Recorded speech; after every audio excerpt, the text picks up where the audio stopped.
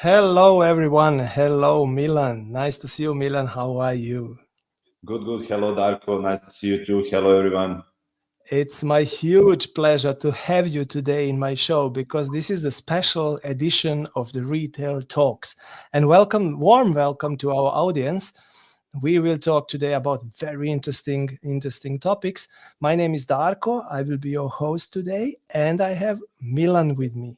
Milan, would you like to say a couple of words about yourself, just for the short introduction? Sure. I'm Milan. I'm working as a general manager of fiscal solution. Beside making sure that all the departments are delivering on time, I'm also in constant communication with retailers and POS solution providers. So I believe that that I have some insights about the new technologies and concepts, and I will be very happy to share it with you today. And thank you very much for inviting me. You are absolutely welcome. And I just hear that we have some trouble on LinkedIn, that it's not working. And I'm not sure why. Let me just check if I can do it. I will try to restart the stream on LinkedIn. Now it should work. At least I have a message that it's okay now. And now let me check with my colleague. It should work also on LinkedIn. I hope so, because this is, of course, very important for us. We are streaming on several channels. We are streaming on LinkedIn, hopefully now. We are streaming on YouTube, and we are streaming on X, everything at the same time. I love the technology. And we are streaming over X space. And this is something very special, which we are usually now doing in this kind of shows, because we want to reach an audience which is just audio, let's say. And it is really great because it's creating an opportunity for our audience to join the stream live and to talk with us live on the stream. So if you want to share with us your thoughts regarding anything related to the topics that we will discuss today, please jump on the stream on X space at solutions.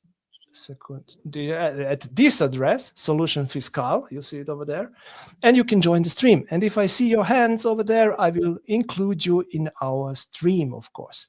So today we want to check, and I'm just getting the message that LinkedIn is working as well. So thank you very much, Sonia, for your message. Perfect. I'm glad about that. I'm happy about that. Today, we will talk about trends in retail that we see coming next year. And before we go into the detail, let me give you a couple of words about why do we think that we can talk about trends. Because it's not that common, I suppose, that the company which is developing software in the fiscal area, in the area of the fiscalization, talks about trends. That's what people usually think, but it's not like that. I will explain you a little bit more. So what we are actually doing, we are talking with retailers about expansions, means going globally, and about new shopping concepts, retailing concepts that they want to implement before they do that. Because usually they are coming to us and asking us, hey, I want to open the stores in, let's say, Romania, and I want to run self-checkouts. Is it okay in Romania to do that? And then our specialists, which are legal and technical specialists, they analyze the situation and tell them, yes, you can do that.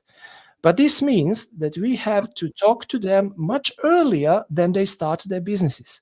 And that's the reason why we can, on one side, already know some things about the future, which will happen in the near future, and on the other side, feel the future, because we are talking to them. And this is the reason, on one side, why we think that we are able to talk about that. On the other side, the trends are very important for us. We are a software company which is creating the solutions for retailers. This means we have to get our solutions ready much earlier, much before retailer starts their business in certain countries. So that means we have to predict, let's say, what will happen in the future in certain markets, develop our solution, and as soon as retailer asks us for solution, we have to be ready, or at least almost ready. That means the trends for the future are very important for us. And we are doing this kind of analysis, what will be the trend and what will be the future every year. And I can say that it's now something like tradition to share our, let's say, research and our analysis and our ideas with everyone in every December or each December at the end of the month or at the end of the year about upcoming year. And that's what we want to do today. Milan, did I explain it good? Yeah, you give all the details. So yeah, I agree with you. Perfectly. But before we go into the future and before we analyze the future, let's talk about this year, about 2024. I would love to go just briefly through some of the points which are, I think, interesting and important this year, to discuss some topics that's, let's say, happened in this year and that maybe are influencing the trends which are coming next year. And I will start with artificial intelligence. Everybody is talking about that. This year was under the sign or under the umbrella of generative AI and AI in general. And if you just, not just in the retail, but in general, across the industries, AI is topic. It was the topic, and it is still this year the major topic. If we check the Google research, we can find out that there are 700% increase in the search trends, let's say, related to the AI topics. This is huge. But something else started this year, which is, from my point of view, even more important, but it's related to the AI. And these are so-called AI agents. And we will discuss them a little bit later. So these are actually pieces of software, which are nothing else than AI as well, which are able to communicate and react with the environment. And by that, you can automate lots of different things. And this is a very important point that we will discuss later. But these topics started to develop this year. And if I may just give you an example, everybody knows the company called Stripe, which is focused on the payment. They already developed even the first SDK to develop AI agents for payment. I love that. This is perfectly. And we will go more into the detail later. What does it mean, let's say, for the retailers and, of course, for the fiscalization and all those areas in retail. Then we have something which was actually happened 2 days ago, more or less, so a couple of days ago. And this is something related to the quantum computing. Google just developed and published totally new quantum chip called Willow. Quantum computing is something which is totally new, very interesting. I don't think it will be trend next year, but it will change a lots of things. In few days, I think in 2 days, we will have another retail talk, the official one, the regular one, and then we will talk about the influence of that chip in particular to the retail and to the retailing, on the retailing, and we will see what does it mean actually. I am expecting lots of different things. If we just focus on retail, then I can say that in this year, retailers were focused on something that is well known as a retail media. And the question is why they are focusing their businesses on retail media in this year. It's very simple. Suddenly, it was a new stream of revenue. They understood they can make more money just by providing the space, let's say, and the channel for the retail medias. Very interesting topic, and I'm sure this will continue next year. But if this is the trend or not, we will discuss in a couple of minutes. Something else which is related to the fiscalization topic, and I want to share with you because it happened during 2024, and it's related to us more. We, for example, developed and released fiscal GPTs. Fiscal GPTs are actually AI-based models which are focused on fiscalization, and that in 27 different countries. And this was huge.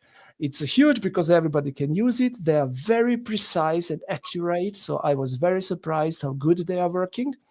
And now everybody can use them as a part of ChatGPT stores. So feel free to do that.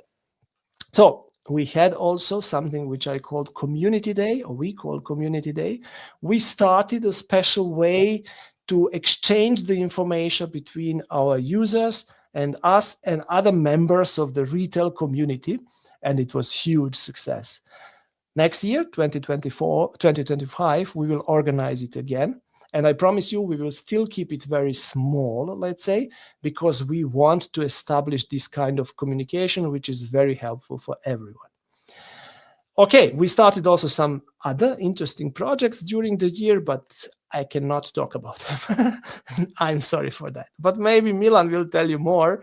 But for sure, we will tell you more about that in January 2025.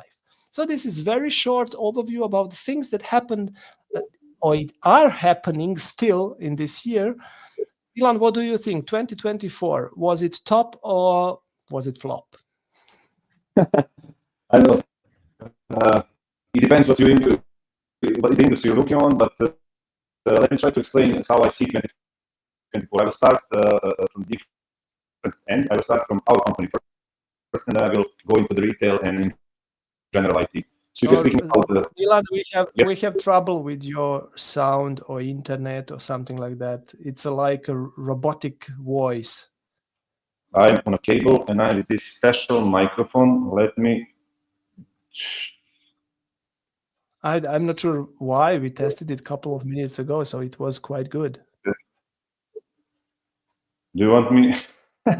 This is the. Do you hear me? Yes. No, it's good. I It's have good. a perfect. What you did, but it's I have a good. perfect. So maybe if we are speaking both at the same time, this is what's happening. So maybe it's we should make some pause between. Is it better? Do you hear me? It's good now. Yes.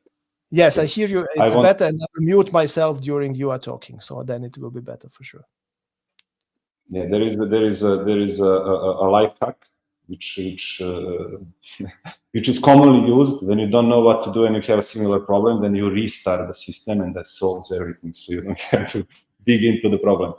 Just kidding. So let's go into the 2024 and perceive from eyes of fiscal solutions. So what I see that was really significant in the previous year was partnership with Avalara, because this partnership enabled us to offer our customers e-invoicing functionality to the fiscalization interface. And even though if I'm expecting, I don't want to say we are expecting, I'm expecting this is going to be the same process in the future. All the invoices and receipts will end up in the same server, so it's logical to go to the same interface. Today this is not possible, but we enable it through our interface, so everyone who achieves the fiscalization without our fiscal cloud can enable the e-invoicing functionality on the POS at the click of the button. So I think this is really significant because all the retailers are having this challenge with their POSs. So it's really good to offer them this functionality. Milan, it's still not okay. I have a trouble either with sound or with the internet. So I will ask Colin to bring. I'm on a cable. Let me try to restart, and I will see if something happens, and then I'll come back in a minute. Okay. Milan will bring you the earphones or something like that, and this would help additionally. Yes. Let's start. Let's try with that.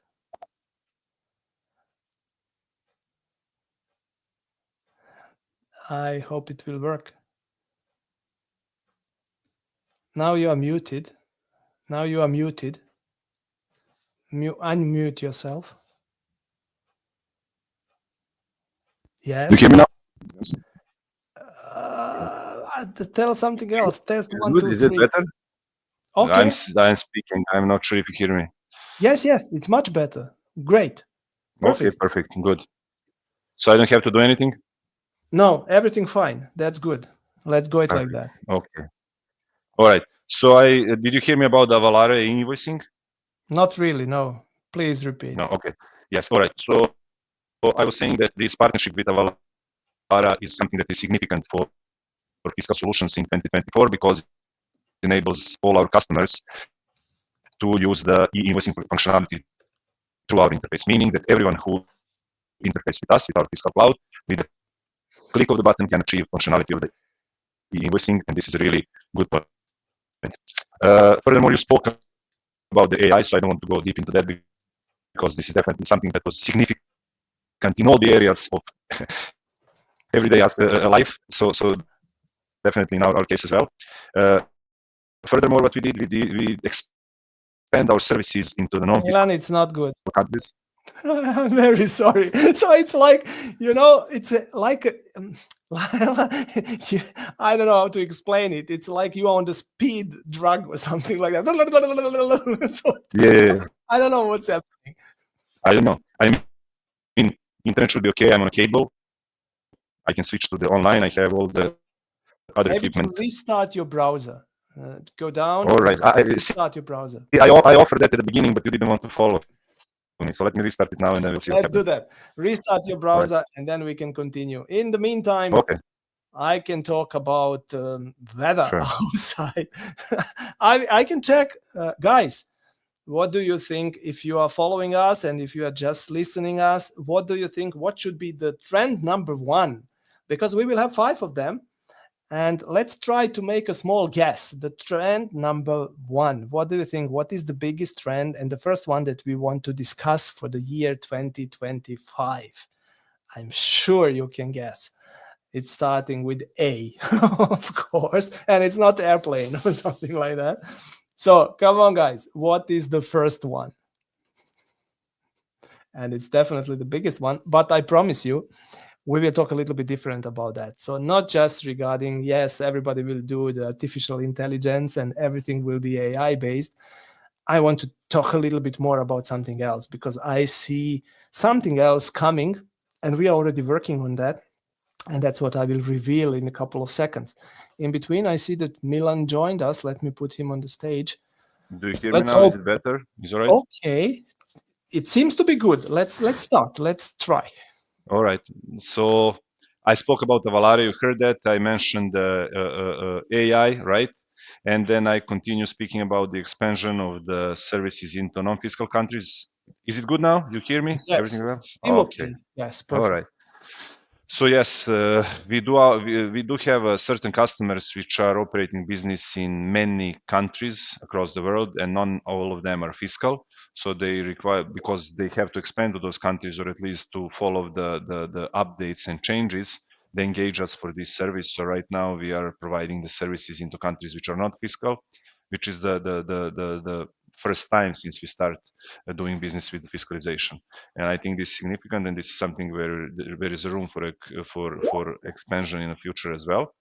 And another significant thing was new law or different law introduction into Republika Srpska Bosnia. Bosnia is maybe not the largest or most popular country into the retail world, but still there is a lot of international retailers in the country which are requiring our fiscal products and services.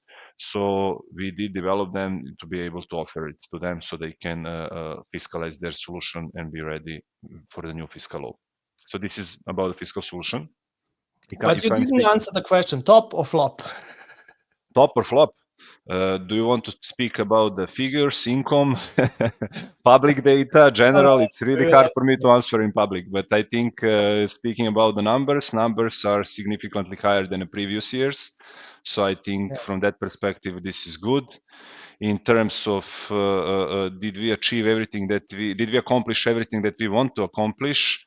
No, but did we accomplish something that it was not initially planned? Yes. So altogether, I think it was a good year behind us. I would not say that it's a bad one. Yeah, I can confirm that. Yes. Okay. Furthermore, when we speak about the retailers in general, I was on the Retail Institute event some weeks ago.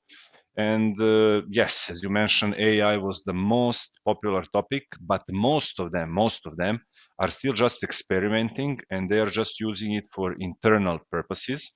But I believe this will soon change soon, and they will start using it for external users and so on. And this is already happening because we see that AI is used for the personalized campaigns and so on.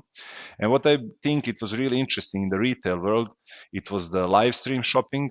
And for me, it's very popular in Asia. And I think this is something that is changing the retail concept over there and brings some mad income to the companies that are doing it in the right way. If we are speaking about the IT in general, maybe just a couple of things beside AI, I would maybe mention the cybersecurity trend. I was on another conference some time ago, and then on one of the presentations, the presenter said that if we look at the cybersecurity as a country, it would be the third largest economy in the world, right behind China and United States. So this is how large this area is. And of course, with rise of digital trends and so on, the cyber crime is growing as well. So I believe this cybersecurity will become even more important topic in the future. And just one more thing, and I'm done with all these interruptions and everything. I have feeling like I'm speaking for hours. I don't want to be our guests and our listeners to be too bored.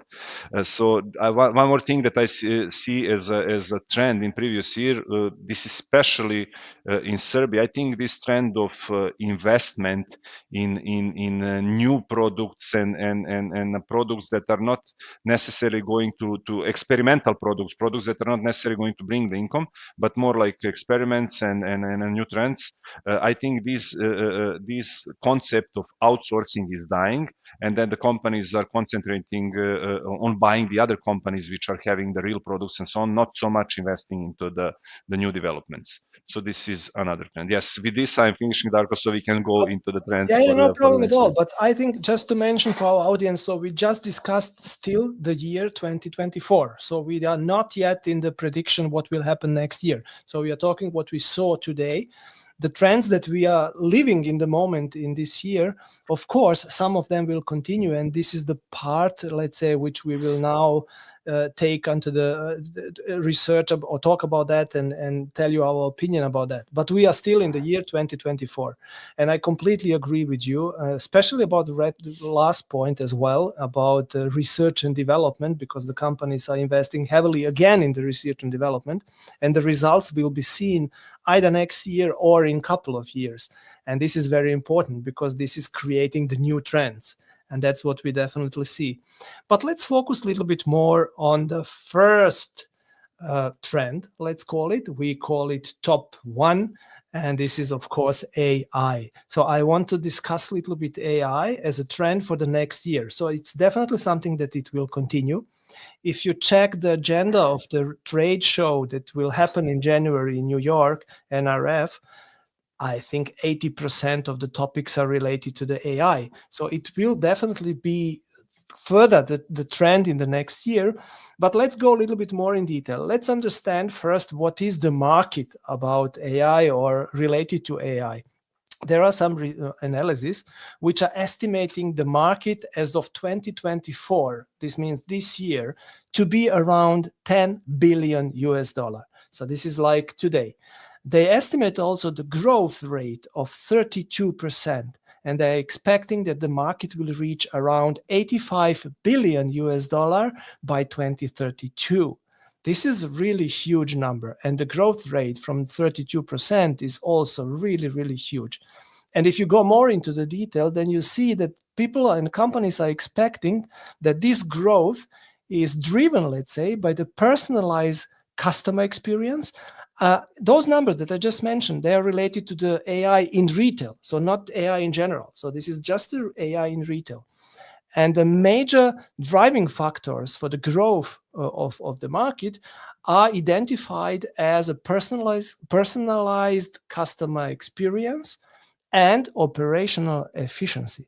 And I completely agree with that. So this is something which I think is let's say the most important for the retailers, to be efficient and of course to get the more customer by, for example, offering personalized experiences.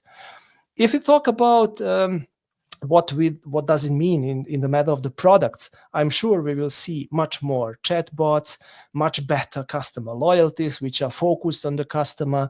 We will see a kind of virtual assistants and all these kind of things. But we will see also much more AI agents.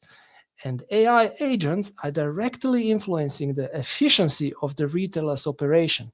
And why is it like that? Because those guys are like a human being that are trained to do something. And you can tell them, hey, fiscal AI agent, please do the fiscalization. And that's it. And this way of thinking, this way of working will completely change the environment, will change the way how we think about the software. It will change the way how we develop the software and everything what is related, because suddenly it's not mere algorithm which you follow, but it's a kind of decision-making machine, I can only call it even like that, which is providing certain services. And this is something which is, in my eyes at least, huge. If we analyze just the market, AI agent market, then we see again huge numbers. Some of the analysis, some of the reports are estimating the market just for the AI agent in this year, 2024, to be 5.1 billion US dollar. And they see the growth rate, which is 44%. So even bigger than the growth rate in the AI in retail by itself. This means by 2030, we should reach the market size for the AI agents somewhere around 47 billion US dollars. So this is really huge.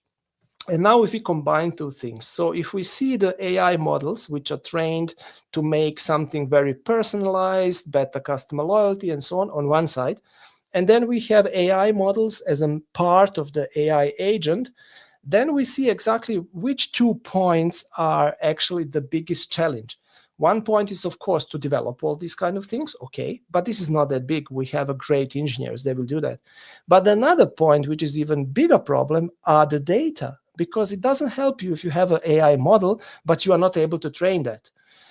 We had a really big problems to train our AI models. We did it several months, and it was a huge issue because you have to have the right data in the right format, and then you have to be sure that your AI models or agents are trained well and not just hallucinating.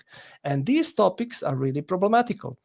And this means at the same time, if the retailers are using any kind of data which they have around from the stores or whatever, we will automatically have the question about data privacy. So the next year, I see these 4 or 3 majorly areas: AI models by themselves, AI agents, which will be perfect and change everything, and then we have the training of the AI models, which will be a huge topic from my point of view for the next year. For us as a company, it means that we have to focus somehow our, let's say, developments around AI agents. I would love to have a kind of AI agents just responsible for the fiscalization. Who cares about the country? I just tell him, do the fiscalization, and that guy is doing it. It would be really nice. Milan, what do you think? AI 2025, what will happen? Yeah, I think this AI for fiscalization would be really nice if we can produce it in a that way. So I agree with you. And in general, yeah, I see the same trends. I mean, AI is already used in the customer service and providing a quick and appropriate response. So this is definitely something that is going to evolve in the future. AI is helping with decision making because all these decisions are based on the large data, and who can process it better than AI and quicker, right? Personalized campaigns. This is also something where AI can be used heavily because it can scan you in and out, understand your habits, expectations, budget, and everything, and then approach you with the offer you cannot refuse, right? And then, of course, it will be heavily used in different automatization of different processes like ordering, logistic, billing, campaigns, and every other thing. And you just mentioned it a little bit earlier about our experience with AI and the data. And of course, all this will work only if there is a good portion of the data and if this data is of adequate quality. Otherwise, the results will not be okay. Even more. So we trained, I mentioned this in the beginning, we trained 27 different AI models for 27 different countries. We separated them because we were afraid that they will mix the knowledge, which was happening actually, by the way, during our training. So the training is a big issue. And if there is no automation and the right way to do it, it will be risky to use them. So I'm expecting lots of movement in the area of the training of the AIs. Fine, let's go to the next trend. Trend number 2. It's not new, of course. It's a continuing trend which is already existing, and it's social commerce. Everybody is expecting a big bang and explosion of social commerce next year. Let me give you just one word or one sentence explaining what is actually social commerce. Social commerce means that you are able to shop in the social network environment without leaving it.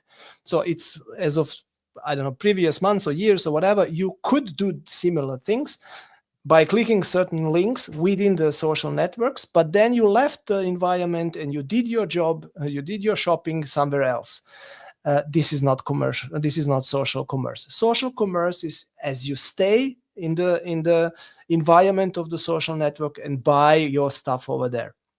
China is a great example showing us what is possible in this area. So if I just give you one number, which is already very impressive for me, you will understand what I mean. There are 85% of consumers, of all consumers in China, already doing shopping within the social media platforms. So it means basically everyone, literally everybody who is online and who is using social networks in China is doing shopping over the social commerce platforms as well. It's unbelievable. If we move to the US and Europe, then we see a little bit different numbers, and I'm sure that they will increase. In US, we see around 11% of US households that already made some kind of purchases on TikTok Shop alone. So this means the social commerce platforms are incoming, and in the countries like US also.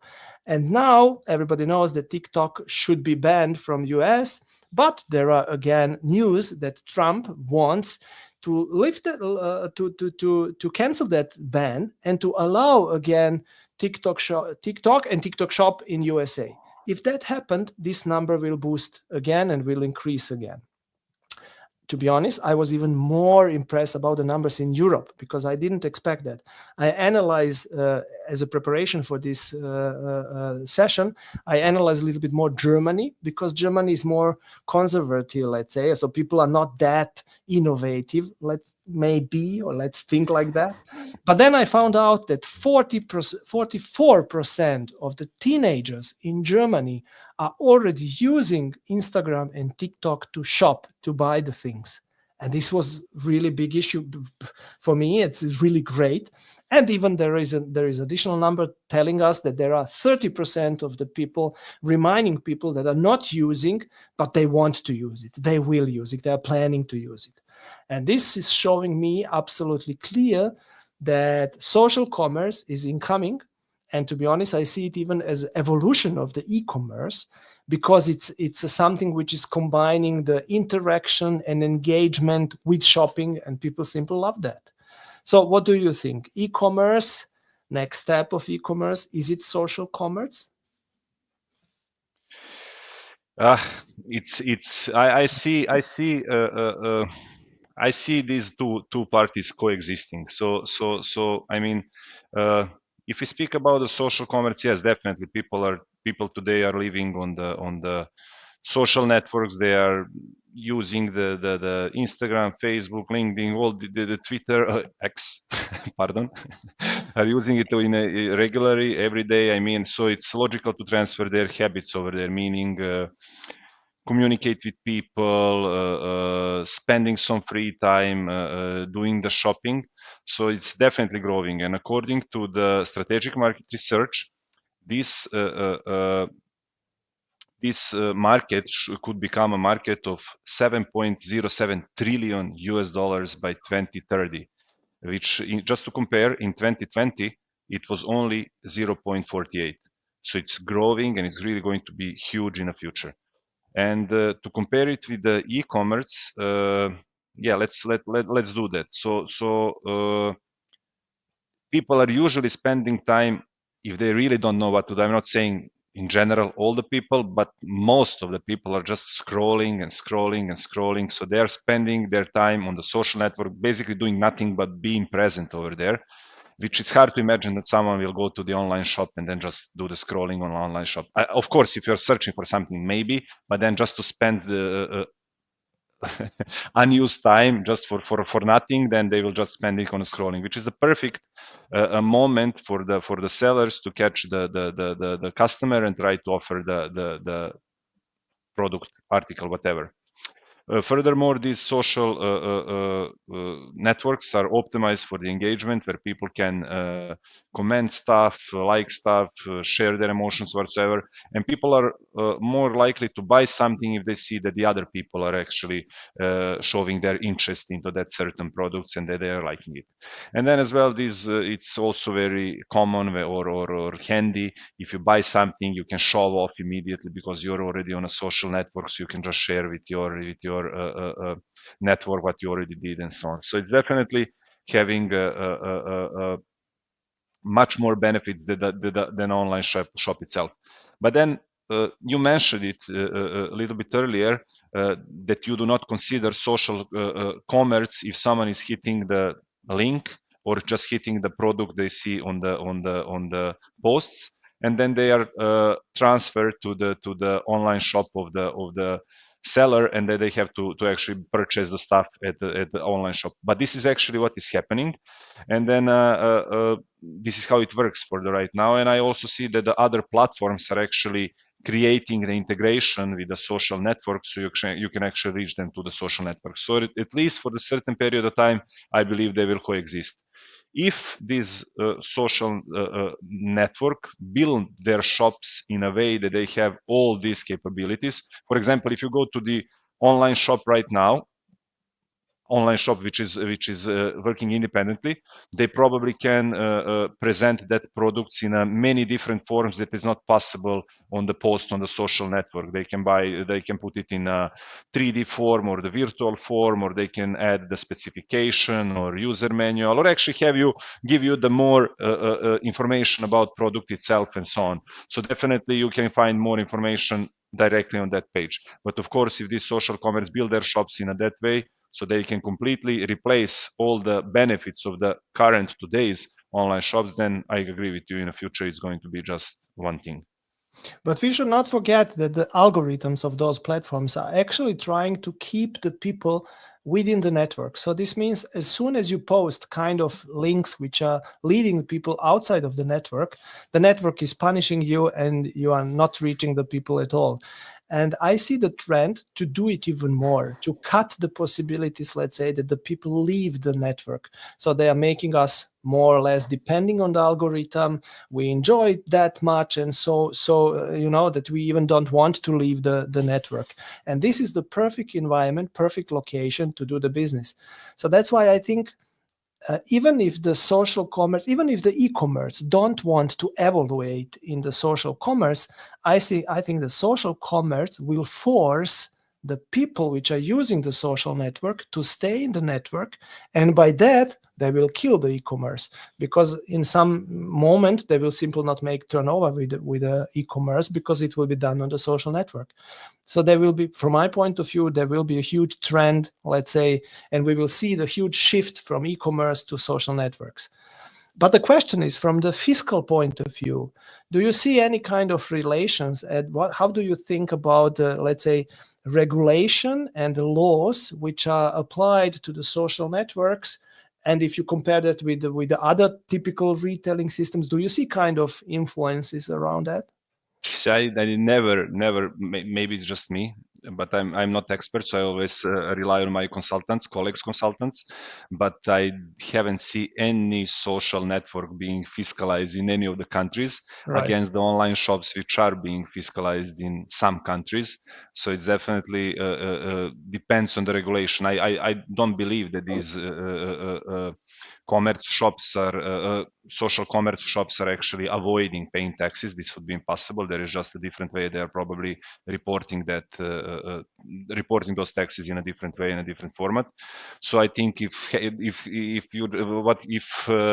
happens what you just mentioned, this is maybe the end of the fiscalization, which we would not like. So I'm favorizing the e-commerce overall. But I think, you are absolutely right. And this is a little bit strange that the social networks are not yet in the focus of the fiscal authorities, because at the end you can sell over there and you do that, and then you can somehow avoid to pay the taxes if you want. I don't think they are doing that, but it could be possible.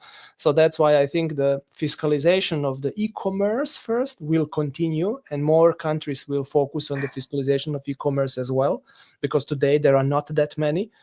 And I think social networks will get into focus as well, so that the governments will control that as well. They have to, because the money is moving over there. Let's see. But I agree with you that in the moment it's not a topic, not really the topic. Let's move to the top 3. And this is my favorite. This is live shopping. Why it's my favorite? Because I see some kind of evolution, starting with e-commerce. No, first starting with traditional checkout, traditional stores, and so on. Then moving into the online world, which is basically e-commerce as we know it today. Then moving into the social networks as we know today. And then I think the live shopping will be, or live commerce, how some people call it, will be like cherry on the top, which will be mostly in the social networks because people are there. And if we analyze what is actually live shopping is nothing more, nothing else than social commerce with more engagement, which is happening live. And this is really interesting. People want that. And the numbers are actually confirming what I'm telling to you, because if you check the numbers, like based, for example, on Statista, which is one of the sources for the statistical values, you can see, for example, that the people are expecting that only in US, the live shopping market reach 68 billions in 2026, which is actually around 36% growing rate compared with 2023. And this is also very, very huge. Today, we are somehow always below 30%, which is very interesting. And again, the China is actually showing us what is possible. They already did it and they are doing it. And if you see the market size of the live shopping only in China, the numbers are very impressive. In the 2026, they are expecting to have $1 trillion market. And this is really, really huge. I think the live shopping is very interesting for the retailers because of the interaction which is possible and engagement which is possible with the customer. This is like the highest possible way to personalize the shopping, because the customer can directly influence, ask, react, and even change the way how the shopping is done, let's say. And the traditional platforms cannot do that. And I want to show you just some words. Let me check. One sentence, which was done by the Gary V. I think everybody knows Gary V. He's especially in the marketing, very, really, really great guy. I would like to call him even guru in the marketing, especially in the online marketing. And this is his sentence. And to be honest, I was at that time point, as he did, let's say 150K within a couple of hours, I was part of that stream because I wanted to see how is this guy doing that. And he is just telling us that, well, a few weeks ago, and it was really a few weeks ago, I was there, in the conference room right next to my office, I sold 150K worth of hoodies, sweatshirts, beanies, socks, and all these kind of things, of course, in 4 hours. And he used for that the platform called Whatnot. Unbelievable. So this is very obviously showing what could be done on these kind of networks. And I was really impressed about that. And to be honest, it was very entertaining. I was there and he did it on really nice way. I was not buying anything, but just to be part of that and to listen was really interesting. So this kind of entertainment, I think this is something which is moving the live shopping into the right direction. If we check what are the retailers doing now, like Zara, H&M, Sephora, and so on, all of them are testing in the moment live streams, and all of them are making really, really good business with that. I'm 100% sure live shopping will continue to grow next year, and maybe it will become even very important trend for the next year. How do you see that? You are muted, Milan. Sorry, Darko. No, you are. No, I was. It's boiling hot, so I was turning on and off AC, so I didn't want to interrupt. Sorry about this. No problem. So I mentioned at the very beginning that it was a growing trend, and definitely it's very popular in in Asia and that region. But if you speak about this live shopping history, we all remember all these TV shows where people been showing the jewelry and the rings and necklaces and I don't know what else, and then you have a large number underneath which you can call and then make the purchase immediately. So live shopping is with us for the many years now. But of course, with these digital trends, it's getting completely new form. As you explain, it's possible to interact directly, to share the information, to buy the product with just one click. So it's definitely something that is really popular. And I mentioned Asia several times, and speaking about China and Alibaba, the previous year they had Singles Day is very popular shopping day in China, and for this day, all the retailers are organizing different shopping days, discounts, and so on and so on. So Alibaba also did the same. They engaged two influencers, live streamers, to participate in their promotion, and they for 10 hours they made $2 billion sales. So it's really huge. Yes. And just speaking about the figures, live commerce conversion rates are up to 10 times higher than traditional e-commerce. And live commerce itself has a conversion rate of up to 30%.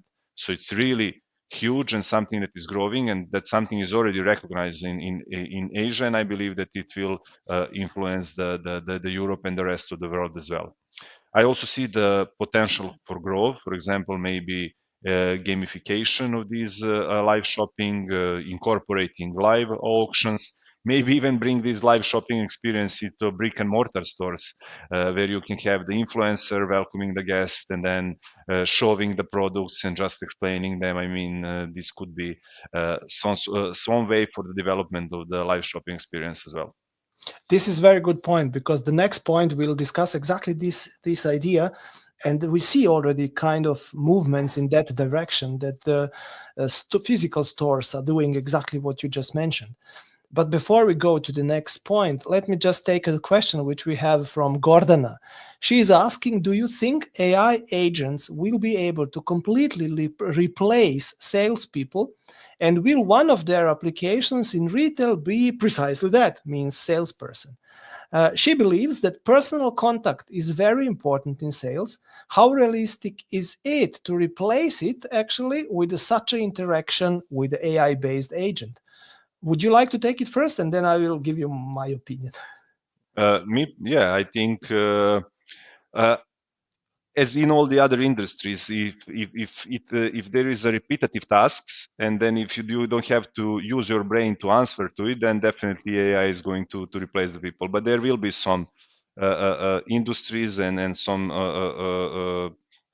occupations which will not be replaced. So it really depends on the industry. If you are, I don't know how to explain this. Just think about vending machine, and if you go to buy the soda from the vending machine, it's the same thing if you go to the supermarket and buy it there. It's really nothing special to buy the soda, right? But if you have to buy a concept or buy something where someone has to introduce it to you, explain the concept, maybe be creative and define the new concept, which salespeople in different industries are doing, then yes, of course, it will be really hard for AI to replace the person. I have an opinion about that, which is probably not the favorite opinion of anybody on this planet. I think, yes, it will completely replace these kind of people. Why? Because I can train the AI that much that there is no question which I could ask that AI is not able to answer me. The only problem is that I have to be sure that the answers are right. And with the time, we will get sure. We will even not ask if the AI is missing the points or not, or hallucinating or not. We will just trust the AI and we will accept the answers, and that's it. It's not a different situation than what we had early or end of the 1990s, as the internet popped up and all these kind of companies starting working in internet. So I think, yes, the people will be replaced. No need for them. For what? For what? If I'm able to train the AI and AI can sell everything, that's it. So guys, I don't know, Darko, you are always 2 decades in front of me. It's hard to follow. Maybe, I don't know, but I think it's just a question of time. Yes. But let's move to the next top or next point and the next trend that we see. And this is, let me check, this one. It's very difficult to read it for me. Experiential shopping. So coming from the word experience, experiencing something. So what can we see in the physical stores? And this is something we just discussed all the way around the digital world. But there is a physical world as well. And this world is changing a lot and fast. And I see lots of trends around creating this, let's say, the environment in the stores, which is offering more experiences, and by the experience, the value, let's say, for the end users. To show you what I exactly mean, I brought to you a video of the store in Germany. And it was opened by the MediaMarkt Saturn, which is quite big retailer, tech retailer in Europe and in Germany in particular. They opened in Hamburg that store, and it's very, very interesting because it's changed the concept of the retailing. Mostly it's very special, let's say, first the design of the store is very special, the areas are very special, the concept of the store is very special. And at the end, as a cherry on the top, you will see, let's say, the gaming area and the way how they are selling experience, let's say, and by that boosting the sales. Let me show you that shortly. This is Hamburg. Yeah.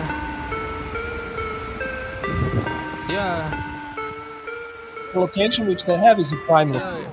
It's a walking area. You see the store over there. Oh, now they call me, I seen them. All of those times getting severed. I told them all I get let up. They get not tired of me never. Give me a shot and I. There are 5 levels actually of the store. And now you see the design. You have the, like a village, they call it even a village, shops around the main area of the store. Each shop is actually brand, which is offering own items over there.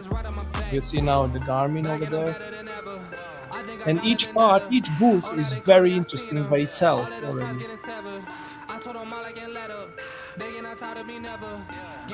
call it Tech Village because it's really kind of village. And these escalators are great. I never saw escalator which are interesting actually, but they made it really good with lots of light and LEDs and these kind of things.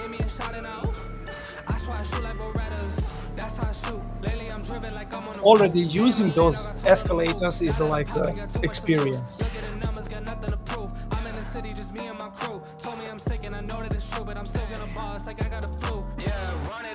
And they really tried to give to create a special, let's say, item catalog, so that even older people like me have something to find over there, like vinyls, or like music, old music, and so on. This is now the gaming area, and this is the most impressive. It's really impressive part. You can go there and just play the game, or cards, or board games. You can meet the friends. You can order something from the bar and drink over there together with your friends and enjoy it. Or you just take a place on some of the playing gaming stations and you can play with the newest technology. By that you're testing the technology as well, of course. And of course you can buy it. But you have also something for older people like me, for the old good Pac-Man. And then there is a special event area, and this is something which is really interesting. It's amazing. In that area, you can do your live streamings. Each of those places where you can sit is actually totally equipped live streaming environment. And you have a computer and cameras and everything, fast internet, and you can run even events over there. And that's everything for free. So you can go there and chill over there for hours. Look at this, how big this is. You can sit, I don't know, 250 or something like this influencers can sit at the same time over there and do their streams. It's especially interesting for the younger generations, of course, and they are really using that heavily. So, and then, of course, not that modern maybe, the checkout environment. It's more or less the similar like it was, and that's it. So, to be honest, I was really surprised about that concept because it's creating entertainment and experience and being a social hub, everything together in the new retailing concept. And I'm sure that this kind of concept will become interesting for the retailers, for the physical stores, because they have to differentiate them. They have to offer something new and something interesting. Otherwise, the customer will shop more or less just online. What do you think about this experiential shopping? Yeah, definitely. I mean, these brick and mortar stores are having a difficult time, especially around Corona time. It was we all witnessed growth of e-commerce platforms and online shopping. But we also recently spoke with some retailers, and there is trend of people going back to the retail stores. But with all these live shopping experience, social commerce, everything else we spoke about, it seems that the brick and mortar stores are having difficulties to compete with. And especially because of all the costs around brick and mortar stores. So they definitely will have to do something in order to keep up with the other sale channels. And yeah, I already see the trend of organizing different events like concerts or famous people signing the articles in the stores, or even a good example is supermarkets offering cooking lessons where people get together and then cook different meals with all the ingredients available in a second, and spend a couple of hours over there hanging out with the other people. And this way of building community is definitely something that can bring more sales volume to the brick and mortar stores.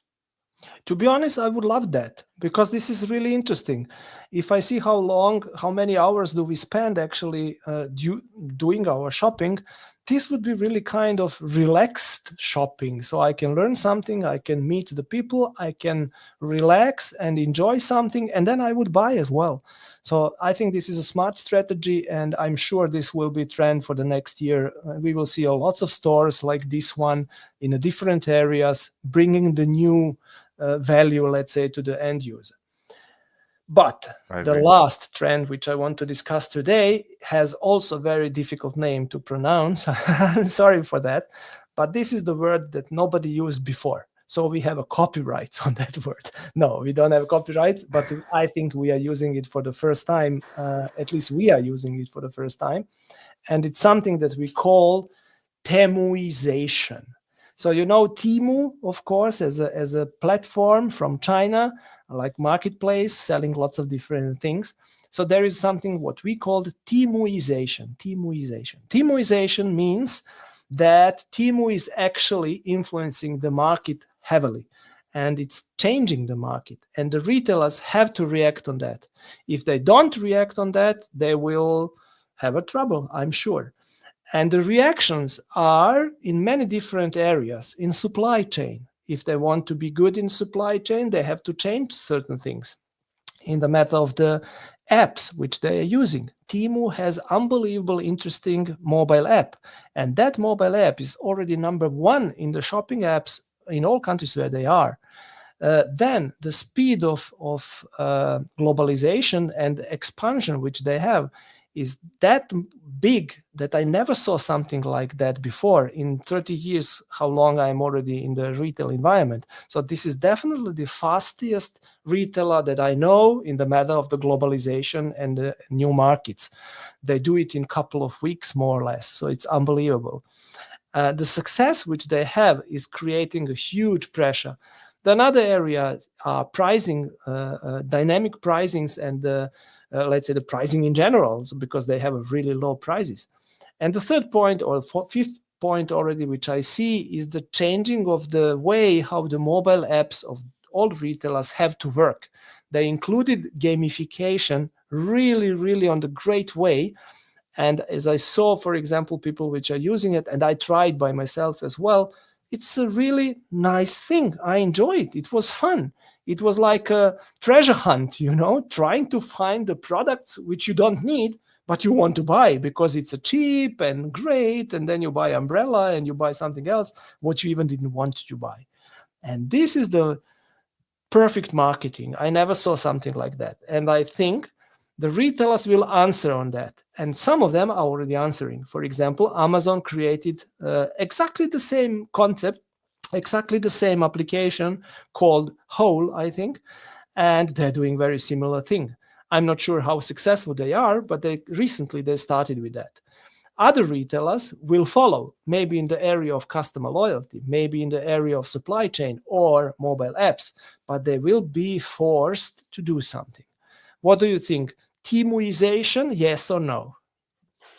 But I mostly agree with you. I think it's definitely changing the landscape in the world. So I can only add a couple of points related to the statistics, more or less. So Temu was launched in 2022, and do you have idea in how many countries they are delivering today? No, tell me. It's 72 countries. So in just Wow. 2 years, yes, in 2 years they managed to conquer 72 countries. So it's really huge. Wow. And you also mentioned about the number of downloads of the mobile app being number one in each and every country.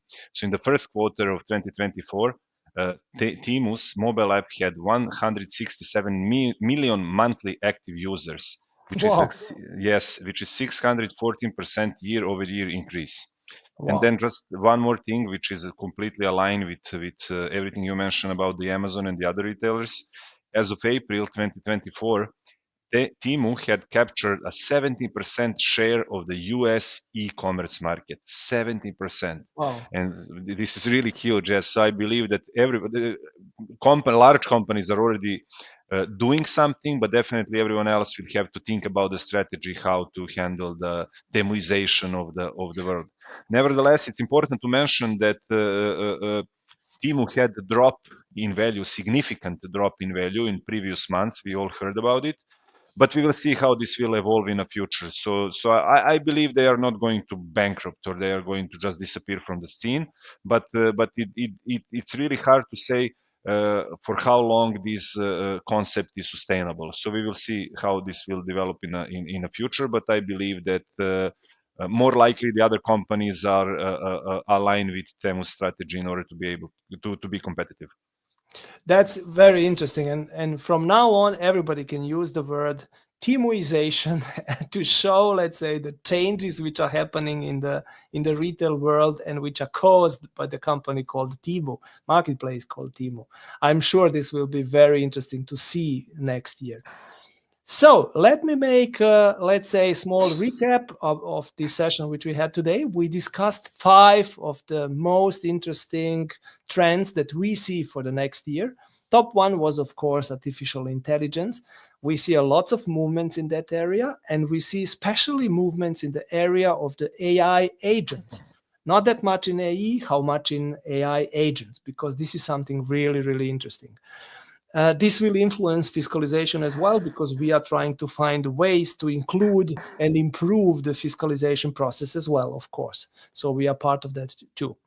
The top 2 was social commerce. Everybody's already now talking about that, and this will even increase because the more people will use the social networks, and I'm sure the social networks will take care that you stay on the social networks, and then, of course, that you can buy something as well. Third one, live shopping. The live shopping was I'm sure, very interesting way. It's not new, of course, but it's a very interesting way to engage with the customers. Engaging with the customers is like a half to sell them after they engaged. That's why we think that number 3 is live shopping. Number 4, very difficult word to pronounce, experiential shopping. So this means physical stores which are enriching their environment, including kind of immersive experience in the stores to create added value, to become something like even something like a social hubs, creating the communities around the products which they are offering. By the way, great concept. I love it and I enjoy it by myself as well. And then number 5, a huge influence on the market is coming from the Temu. We call this effect Temuization. So very big topic, and I think lots of changes will be influenced and lots of trends, smaller trends, will pop up during the 2025, the year 2025. Okay, if we talk about the fiscalization, there are some trends as well, of course, which we see, and I want to share them with you at the end of this session. First one, we see changes of the fiscal law in Italy. This is what you can expect next year. Spain will definitely include the fiscal law next year as well. So you see the changes will pop up there as well. And Hungary is talking about that. So if this is still, of course, rumor, there is nothing concrete in Hungary, but they're talking about that. On our side, we will have a small or big, how you see it, surprise in January, because we will release a new product. And this product will help you, let's say, to manage your fiscalization even easier. We will introduce it during the retail show in New York, NRF, and I'm very happy about that because it's something new and very innovative and very helpful. In 2 days, on Thursday, we want to discuss the Willow. If you remember what the Willow was, it's a new chip which is changing completely the way how the things are done in the way of technologies, in the world of technologies. And we want to discuss what is the influence of that kind of quantum computing on the retail and what can we expect in the future. We have to think about it already now. Yes, Milan, any final thoughts to recapitulate, let's say, the session of today? You did the recap of everything we spoke about. I might add just a couple of things related to the fiscal solutions and what will be the trends in 2025 in our company. We will focus our colleagues and we will focus ourselves on developing the partner ecosystem, because this way we've been speaking about it in a past, and the concept is very, very simple. All the companies that are having products which can benefit from our interface, from the data that we are collecting from the POS, such as e-invoicing is a good example, maybe the loyalty applications or applications for payments or application for digital receipts and similar. We will open our interface through this partner ecosystem, so all these companies will be able to integrate with us and be just click away of all the customers that are using our fiscal interface in different countries. So this way we would like to offer our customers more possibilities and more functionalities through the same interface. Furthermore, we are diving deep into several large international projects. At this point, I cannot share more details, but it's interesting to say that one of them is related to the car industry as well. Of course, as I mentioned at the beginning, this year... But we will not produce our own car. Not yet. Not yet. Yes. In the future, we'll see.